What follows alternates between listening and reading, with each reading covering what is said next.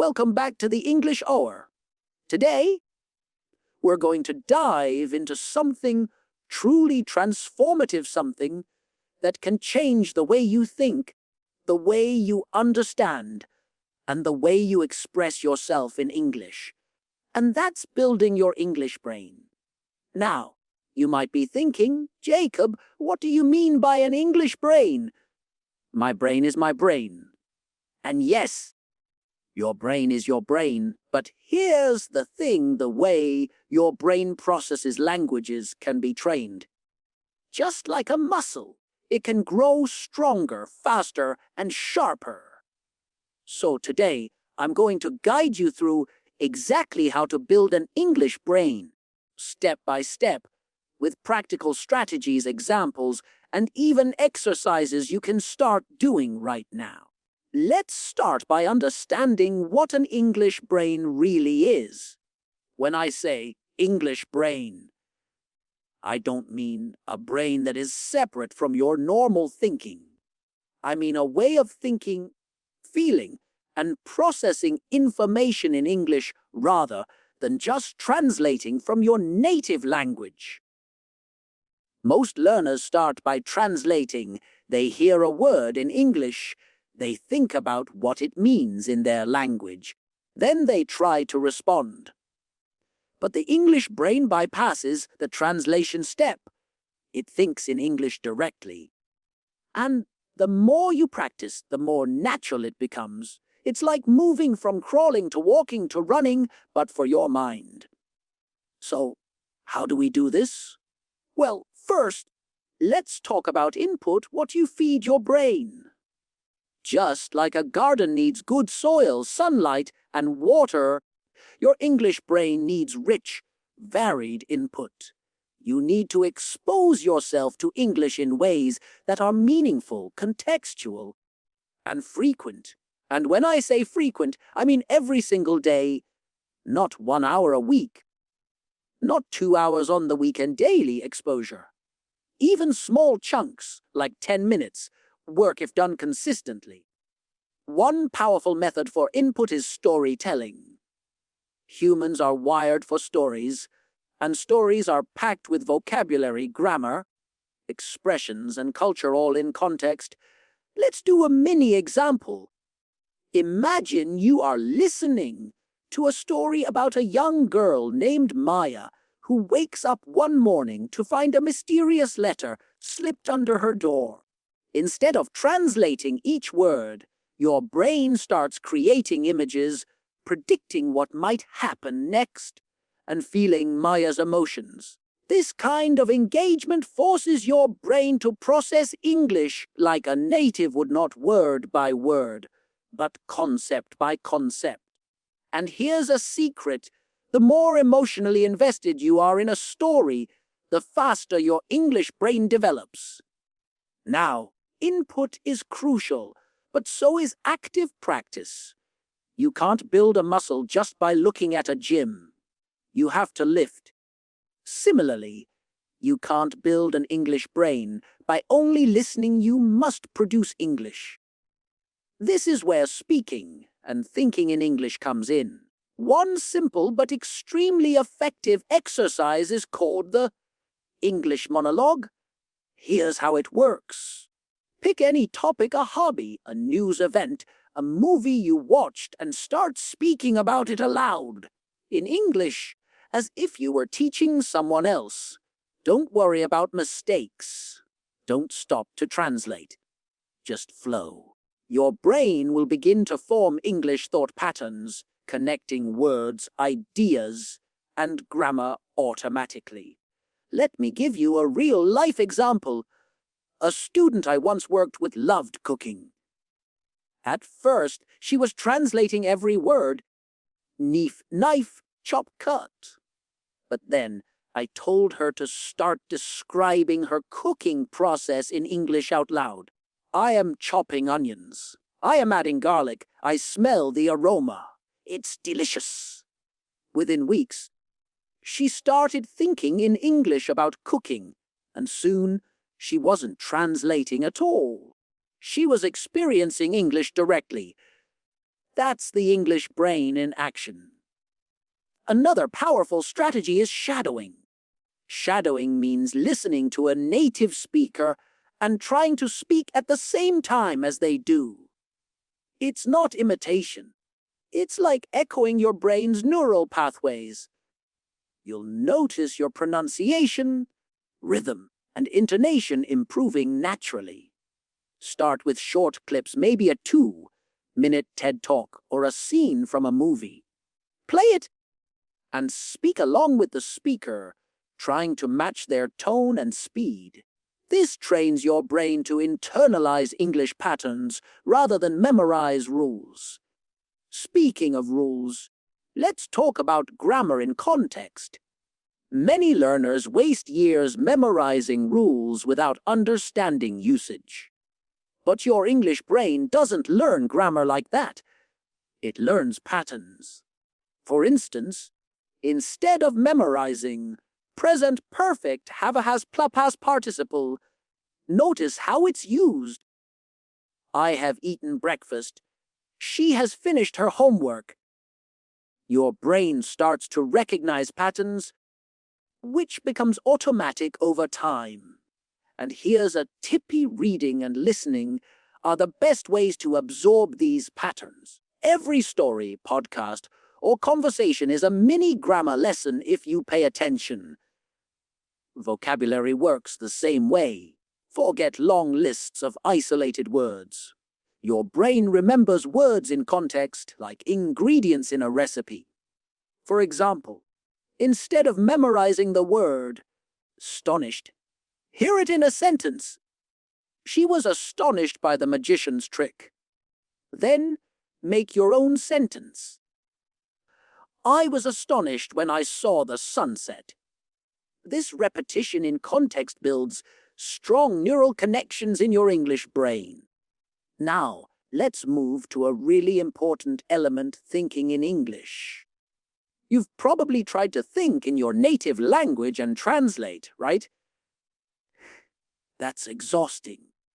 To build an English brain, you need to practice internal dialogue in English. Start small, narrate your day in your mind. I am brushing my teeth. I need to go to work. I hope traffic is light today. Don't write it down, just think it.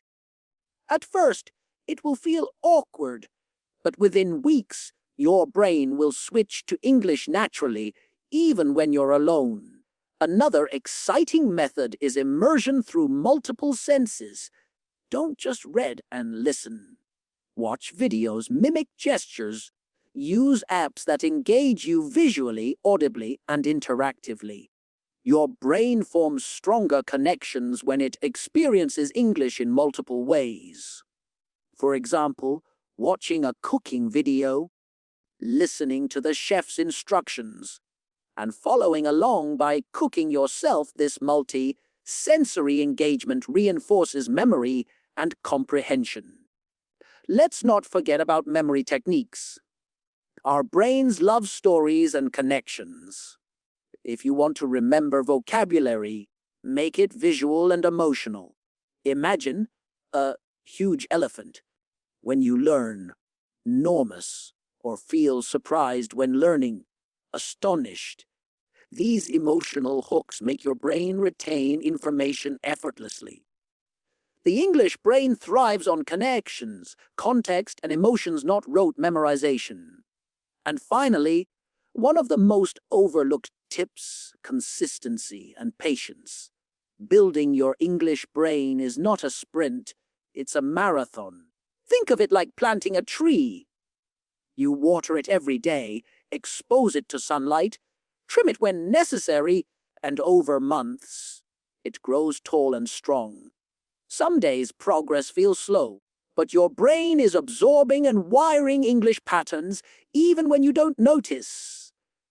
Now, let's move on to a fascinating technique that many learners underestimate: story translation exercises, but done the right way. Not word-for-word translation, but concept translation. Let me explain. Take a simple sentence in English.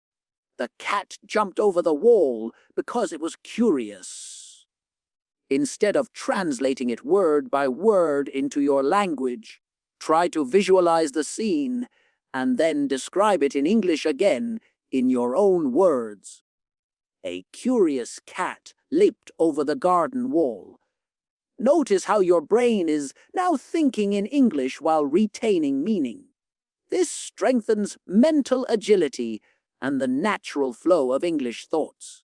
We can also train the English brain through questions and answers. Start asking yourself simple questions throughout the day in English.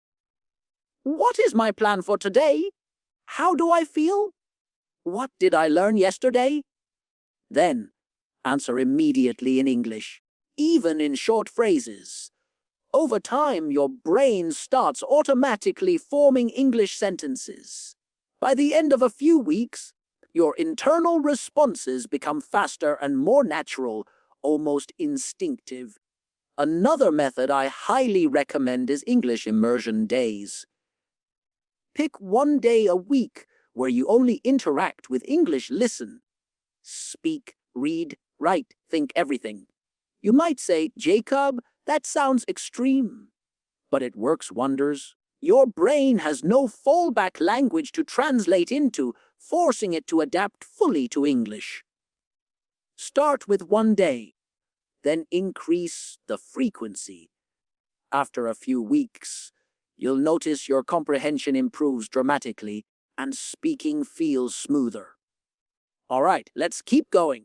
One of the most powerful tools for building your English brain is something I call living in English moments. This means creating situations where English isn't just a subject you study, but a language you live in. For example, when you wake up in the morning, instead of thinking in your native language, narrate your routine in English. I am brushing my teeth. I need to make breakfast. I wonder what the weather is like today. But doing this consistently, your brain starts to shift into English mode naturally. Now, let's talk about pattern recognition.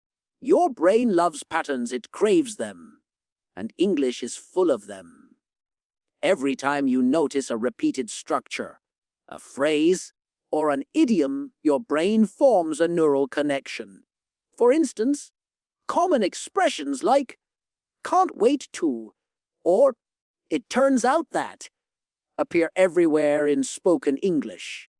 The more you recognize them, the more your brain starts predicting language naturally. And prediction is a hallmark of an English brain. It's what makes comprehension feel effortless. Here's a simple exercise for pattern recognition. Pick a short story or a dialogue and highlight repeated phrases or sentence structures. Read it aloud several times. Then, try to create your own sentences using those patterns. For example, if you see, I have never seen, try making your own. I have never seen such a beautiful sunset. Or, I have never seen a tiger in real life. This kind of practice rewires your brain to produce English patterns instinctively. Next, let's explore contextual vocabulary building. Forget memorizing lists of random words. Your brain remembers words best when they are linked to a situation, a feeling, or a visual image. Let me give you an example. Instead of memorizing astonished as a word in isolation, imagine a scene. A magician pulls a rabbit out of a hat, and you're wide-eyed in surprise. I was astonished by the magician's trick. Feel the emotion. Connect the word with the experience. This way, your English brain remembers it effortlessly, not just as a dictionary definition. Now, I want to introduce you to something I call mini immersive dialogues. This is a fantastic technique, especially if you don't have a speaking partner. Here's how it works. Imagine a conversation in your head. You play both roles. For example, person A, "Hey, do you want to go to the park today?" Person B, "Sure, that sounds fun. What time should we meet?" Then switch roles. The key is to say it aloud, not just think it. Your brain begins to organize English sentences in real time, improving fluency. And once your English brain is trained this way, real conversations will feel natural because you've already rehearsed countless mini dialogues internally. Let's move on to thinking in English under pressure. A lot of learners feel stressed when speaking in English because their brain is still translating. To fix this, create small challenges. For example, set a timer for 2 minutes and talk aloud in English about your favorite movie, book, or hobby without stopping. It doesn't have to be perfect. Your brain will focus on fluency first, accuracy second. The more you practice under mild pressure, the more automatic your English thinking becomes. Another interesting technique is English brain visualization. This sounds a little strange, but it's highly effective. Here's how: close your eyes and imagine a scenario entirely in English. Picture yourself ordering coffee at a cafe, asking for directions in London, or giving a speech in English. Narrate everything in your mind or aloud. This strengthens your brain's ability to produce English words, phrases, and sentences without relying on translation. Over time, it creates a mental English environment, even if your surroundings are in your native language. Let's dive into active listening strategies now. Listening is not just passive hearing, it's active engagement. Here's an example. Pick a podcast or an audiobook in English. Listen to a paragraph, then pause and repeat what you heard in your own words. Don't just mimic, summarize. This forces your brain to understand the meaning and reconstruct English sentences, building deeper neural connections. Over time, your brain gets better at comprehending English quickly, without translating. We can also combine listening and speaking with story shadowing exercises. Choose a story you love. Listen to one sentence at a time, pause, and repeat it exactly as the speaker says, paying attention to stress, rhythm, and intonation. Then, add your own twist. Change the characters, the place, or the ending while keeping the sentence structures intact. This strengthens pronunciation, vocabulary, grammar, and creative thinking all at once. Your English brain begins to think flexibly while staying accurate. Now, I want to share a fascinating method called English micro habits. These are tiny daily actions that gradually train your brain without overwhelming it. For instance, change your phone's language to English. Write your shopping list in English. Read one English news headline every morning. Comment in English on social media posts. These small habits build constant exposure. Your brain starts seeing English everywhere, and slowly, English thinking becomes second nature. Another key element is story-driven imagination. Here's a fun exercise. Imagine a day in your life in English, but add a twist. You're suddenly a detective solving a mystery, or a chef creating a magical recipe, or an explorer in the Amazon jungle. Narrate everything in English: your thoughts, observations, and feelings. Why does this work? Because your brain connects English words to vivid experiences and emotions, making them unforgettable. And don't underestimate reading aloud. Many learners read silently, but reading aloud trains both your brain and your mouth to process English simultaneously. Pick a story, a poem, or even dialogue from a show, and read it as if you're performing it. Add emotion, inflection, and pace. This practice improves pronunciation, fluency, and mental English processing. Now, let's discuss one of my favorite strategies: real-life English challenges. Create small challenges every week where English is mandatory. For example, order food at a cafe in English. Ask for directions in English. Attend an online English webinar and interact in chat. Speak with a friend only in English for 30 minutes. These challenges push your brain to think and react in English naturally. Your brain learns to process English not as a classroom subject, but as a living language. We can also use technology to our advantage. Apps like language exchange platforms, AI conversation partners, and voice recognition tools allow you to practice English anywhere, anytime. But the key is active participation. Don't just click or type speak, write, and respond as if you were in a real conversation. Your English brain grows faster when it's actively engaged. All right, let's dive even deeper. One of the most fascinating ways to train your English brain is through role-playing and scenario practice. Think about it, our brains learn languages best when there's purpose. So, let's create some imaginary situations and practice responding in English. For example, imagine you are at an airport. You're standing at the check-in counter and the clerk asks, "Do you have any luggage to check?"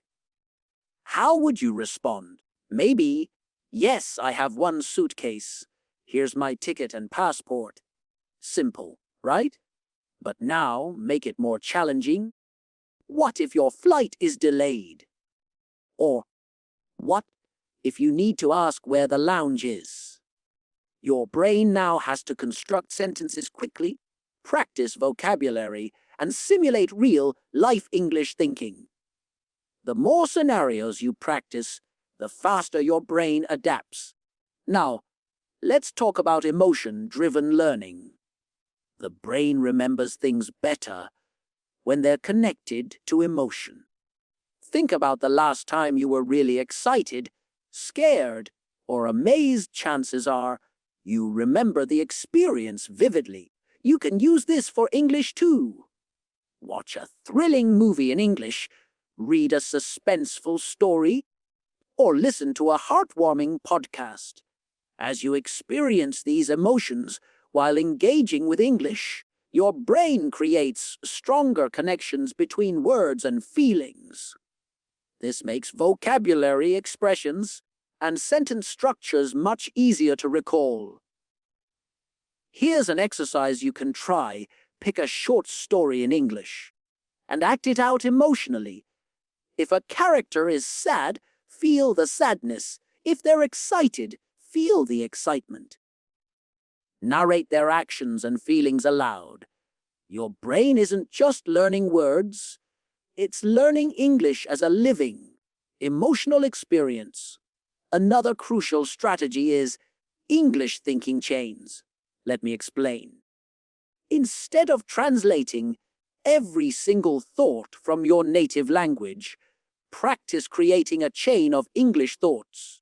For example, if you see a dog on the street, instead of thinking, "Dog, cute, want to pet," in your own language, start a full English thought chain. "That dog looks friendly. I wonder what breed it is. Maybe it enjoys playing in the park. I wish I had a dog like that." Notice how your brain is constructing multiple sentences naturally in English. This builds fluency and strengthens the pathways for English thinking. Let's also discuss advanced listening and comprehension techniques. One of my favorite methods is predictive listening. Before listening to a podcast, video, or story, try to predict what will happen next. For example, If you're listening to a story about a treasure hunt, think maybe the characters will find a clue in the cave. Maybe someone will get lost. Then listen carefully and see if your predictions were correct. This trains your brain to anticipate English patterns and improves both comprehension and speed. Another method that's incredibly effective is repetition with variation. Here's how it works. Take a short sentence or dialogue, repeat it several times exactly as it is, then start changing one element at a time. For example, original. I am going to the market to buy apples. Variation funty. I am going to the market to buy oranges. Variation tui. She is going to the market to buy apples. Variation 3. Tomorrow, I am going to the market to buy apples. By varying sentences like this, your brain learns flexibility, grammar structures, and vocabulary simultaneously. It's a method professional language learners use without even realizing it. They call it pattern immersion.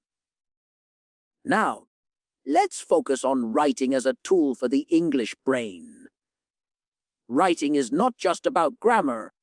It's about organizing thoughts in English. A powerful exercise is stream of consciousness writing. Set a timer for 10 minutes and write everything that comes to your mind in English. Don't stop. Don't correct mistakes. Just write. Your brain starts forming English connections naturally, and over time, the flow becomes smoother. You can start with simple topics like my morning routine or my favorite memory, and gradually move to complex subjects like what would I do if I traveled to another country? And here's a storytelling twist for writing. After your stream of consciousness session, read your text aloud. This bridges the gap between written English and spoken English. Your brain sees patterns in your writing and reinforces them in speech simultaneously. Let's also explore language shadow journaling. This is slightly advanced, but extremely effective. Listen to a short English audio clip, maybe a 1-minute news report or a story excerpt. Immediately after, write down everything you remember without translating. Then compare your writing to the original. This trains your listening, memory, vocabulary, and English thinking all in one exercise.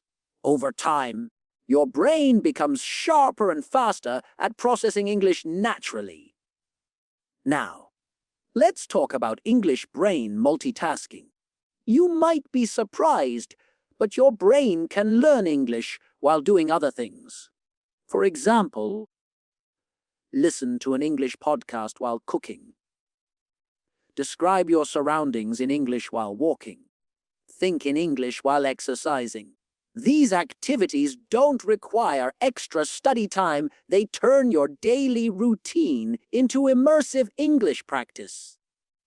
Your brain starts processing English subconsciously, which is exactly how native speakers acquire language. Another fascinating approach is shadow conversations with media. Choose a TV show or YouTube video where people are talking naturally. Pause after every sentence and reply as if you are part of the conversation. For example, if someone says, "I can't believe we missed the train," you can respond aloud, "Me too. We need to hurry next time." You are not only practicing fluency, but your brain is also learning reactive thinking in English, a skill most learners struggle to develop. And here's a fun storytelling exercise. Become a news reporter in your mind. Narrate your day as if it's breaking news. Today at 7 a.m., I brewed my coffee. The aroma filled my kitchen. By 8 a.m., I was ready for work, facing heavy traffic on Main Street. This exercise is playful, engaging, and highly effective for building mental English fluency. Your brain starts automatically converting daily observations into English sentences. We can also leverage social connections for the English brain. Talk to friends online in English, comment on posts, participate in forums, or join discussion groups. The key is interaction. Passive reading is good, but when your brain has to respond to another person, it accelerates fluency and builds natural English thinking patterns. Now, let's dive into something I like to call English immersion at home. Even if you can't travel to an English-speaking country, your home can become your personal language lab. Here's how label objects around your house in English. Not just door or table, go deeper. Wardrobe, bookshelf, refrigerator, microwave oven. Every time you see these objects, your brain automatically associates them with English words. Over time, this builds a mental English environment without stepping outside. But don't stop at objects. Try narrating your actions aloud. For example, I am making coffee. I am pouring water into the kettle. I am grinding coffee beans. The aroma smells strong and inviting. This might feel silly at first, but your brain starts creating real-time English associations. And the more you practice, the more natural it feels. Another incredible method is English memory mapping.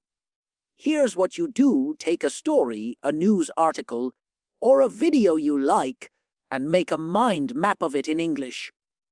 Start with the main idea in the center, then branch out with details, characters, actions, and feelings. For example, if the story is about a girl finding a lost dog mane, idea girl finds dog branch 1 scene, where she found it, park, street, branch 20 dog's characteristics, small, brown, friendly, branch 3 actions, petting, feeding, taking home. Branch 4A emotions, happy, surprised, relieved. By doing this, your brain learns contextual vocabulary and sentence structures naturally. Plus, visualizing the story strengthens memory and English comprehension at the same time. Now, let's move into dialogue improvisation exercises. This is a fun way to practice spontaneity. Pick a topic, like ordering food or asking for directions, and improvise different ways to respond. For instance, if someone says, "Would you like some coffee?" you can respond, "Yes, please." "I'd love a cup." "No, thank you. I prefer tea." "Sure, that would be great." Your brain starts generating multiple English possibilities automatically, which is exactly how native speakers respond in conversations. Next, we have story reconstruction exercises. Listen to a short story or watch a video clip. Afterward, try retelling it entirely in English in your own words. You don't need to copy it exactly, just convey the meaning. For example, if the story is about a man rescuing a cat from a tree, you might say, "A man saw a cat stuck in a tree. He climbed carefully and brought the cat down safely. Everyone was happy." This strengthens comprehension, vocabulary, and sentence formation simultaneously. Another powerful method is English question chains. Ask yourself a question in English, answer it, then ask a follow-up question based on your answer. For example, question 1C, "What did I eat today?" Answer, "I ate pasta for lunch." Question 2, "Did I enjoy it?" Answer, "Yes, it was delicious and cheesy." Question 3, "Could I cook it myself?" Your brain learns to think in English continuously, linking ideas naturally instead of translating back and forth. Let's also incorporate emotional journaling in English. Every evening, write a short paragraph about your day, focusing on feelings and experiences. Today, I felt happy because I spoke in English with a friend. Oh, I was nervous at first, but gradually, I became confident. I learned 3 new words while reading a story. By connecting English learning to emotions, your brain forms stronger and longer, lasting connections. This is key to building a true English brain. Now, for an advanced technique, mental English storytelling. Here's how it works. Imagine a full story in your mind, completely in English. Visualize the setting, characters, actions, and dialogue. Then narrate it aloud. For example, in a small village, a boy found a hidden treasure in an old chest. He ran to tell his grandmother, who smiled and said, "I knew this day would come." You can expand it endlessly, change settings, add characters, create dialogues. This is deep English brain training because your mind constructs English sentences, vocabulary, and expressions all at once. We can also practice English improvisation games. These are exercises where you give yourself a random topic and speak or write about it for 1 minute non-stop. For instance, topic: if I could fly anywhere tomorrow. Topic: the strangest thing I saw this week. Topic: a magical door in my room. The goal is fluency, not perfection. Your brain learns to think fast, produce sentences, and expand ideas in English without hesitation. Another method is English sensory mapping. Walk around your home or outside and describe everything you see, hear, smell, touch, or taste in English. For example, the grass feels cool under my feet. Birds are singing in the trees. I smell fresh bread from the bakery. This trains your brain to constantly process English in real-life situations, strengthening automatic English thinking. Now let's move into interactive listening and speaking practice. One fun method is pause and respond. Listen to an English podcast or video. After each sentence or short segment, pause and answer as if you're part of the conversation. For example, if a speaker says, "I just bought a new bicycle," you might respond, "Wow, that's great. What color is it?" Or, "How fast can it go?" This mimics real conversation and trains your brain to react in English naturally. And here's a secret: combining multiple exercises amplifies results. For example, you can listen to a short story, retell it aloud in English, write a summary in your journal, act out a scene emotionally. Each step reinforces vocabulary, grammar, sentence structure, pronunciation, and English thinking simultaneously. This is how professional language learners build a native-like English brain. All right, now that we've explored so many strategies, let's take a moment to tie everything together. Building your English brain is not about memorizing words or cramming grammar rules. It's about training your mind to think, feel, and react in English naturally. From storytelling, shadowing, and role-playing to daily English routines, journaling, improvisation, and sensory mapping, every technique we discussed today helps your brain form the right connections, making English processing automatic. Remember, there are 3 pillars to building your English brain: input, read, listen, watch, and absorb English daily. Use stories, podcasts, videos, and conversations to feed your brain rich, contextual English. Output: speak, write, and narrate in English. Monologues, mini dialogues, improvisation, And journaling lets your brain actively produce language, strengthening fluency. Immersion and connection. Connect English to your life, emotions, and experiences.